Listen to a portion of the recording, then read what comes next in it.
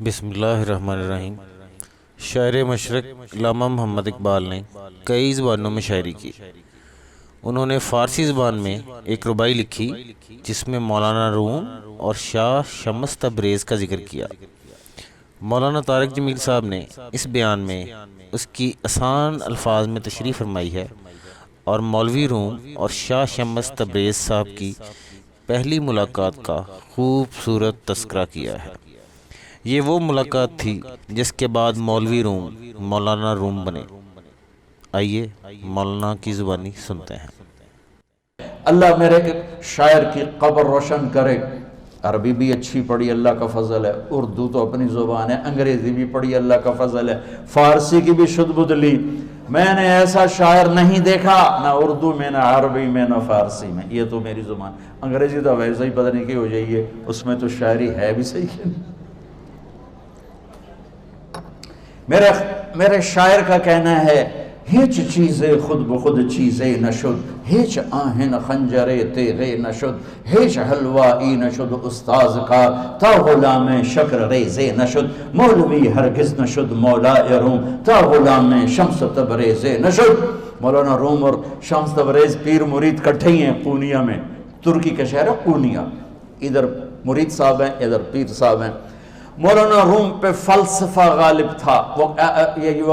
یہ اشعار کیا ہیں؟ علامہ اقبال فرماتے ہیں، کوئی چیز خود بخود چیز نہیں بنتی۔ پڑا ہوا لوہا صدیاں گزر جائیں یا کروڑوں گزر جائیں سال، وہ اپنے آپ خنجر نہیں بنتا۔ سیکھے بغیر کوئی سیکھا ہوا نہیں بنتا۔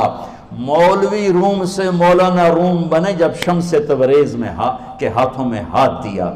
تو اس کی ایک کہانی ہے جس پر انہوں نے یہ رباعی لکھی ہے، یہ انہوں نے نظم لکھی۔ ان پر فلسفہ غالب تھا، منطق، تو وہ تکبر پیدا کر دیتا ہے یہ علم۔ مسجد میں درس ہو رہا ہے اور ان کتابوں کا ڈھیر لگا، ساتھ ہاؤس تھا۔ شمس تبریز دیہاتی حلیے میں آئے، پاؤں میں جوتا بھی نہیں تھا، پگڑ سا باندھا ہوا، تو بڑے بھول پن میں کہتے ہیں مولانا روم سے، اینچیست کتابیں پڑھی تھیں، اینچیست یہ کیا ہے؟ تو انہوں نے دیکھا جاہل، تو انہوں نے بڑے تکبر سے کہا، ایہاں است کہ تو نمیدانی، یہ وہ ہے جو تو نہیں جانتا۔ وہ ایک دم آگے بڑھے، انہوں نے پوری کتابوں کو یوں دھکا دیا تو جا کے حوض میں گر گئی۔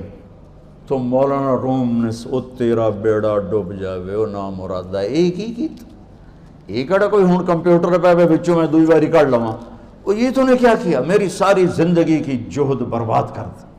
ہم مسکرائے، پانی میں اترے اور ایک ایک کتاب خشک مٹی اڑ رہی اور باہر نکالتے گئے ساری خشک کتابیں دھول اڑ رہی سامنے رکھے۔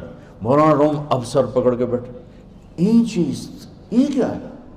تو اب شمس تبریز بڑی معصومیت سے بولے، یہاں است کہ تو نمیدانی، یہ وہ ہے جو تو نہیں جانتا، جو تو نہیں جانتا۔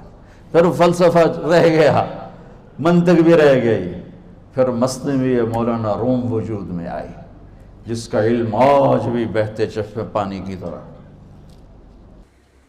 آنے والی ویڈیوز میں ہم مولانا روم کی پوری بائیوگرافی پیش کرنے جا رہے ہیں، ان کی پیدائش سے ان کی وفات تک۔